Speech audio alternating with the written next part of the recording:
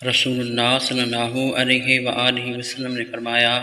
جس چیز میں بھی بے حیائی آتی ہے اسے عیبدار کر دیتی ہے، اور جس چیز میں حیا آتی ہے اسے زینت بخشتی ہے۔ رسول اللہ صلی اللہ علیہ وآلہ وسلم نے فرمایا، تم لوگ کسی پر اللہ عز و جل کی لعنت نہ بھیجو، نہ اس کے غضب کی لعنت بھیجو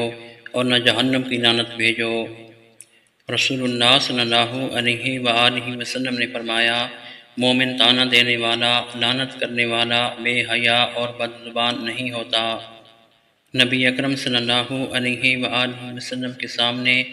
ایک آدمی نے ہوا پر لعنت بھیجی تو آپ صلی اللہ علیہ وآلہ وسلم نے فرمایا، ہوا پر لعنت نہ بھیجو، اس لیے کہ وہ تو اللہ تعالیٰ عز و جل کے حکم کی پابند ہے،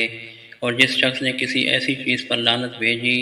جو لعنت کی مستحق نہیں ہے تو لعنت اسی پر لوٹ آتی ہے۔ نبی اکرم صلی اللہ علیہ وآلہ وسلم نے فرمایا، اس قدر اپنا نسب جانو جس سے تم اپنے رشتے جوڑ سکو، اس لیے کہ رشتہ جوڑنے سے رشتہ داروں کی محبت بڑھتی ہے، مال و دولت میں اضافہ ہوتا ہے اور آدمی کی عمر بڑھا دی جاتی ہے۔ نبی اکرم صلی اللہ علیہ وآلہ وسلم نے فرمایا، کوئی دعا اتنی جلد قبول نہیں ہوتی ہے جتنی جلد غائب آدمی کے حق میں غائب آدمی کی دعا قبول ہوتی ہے۔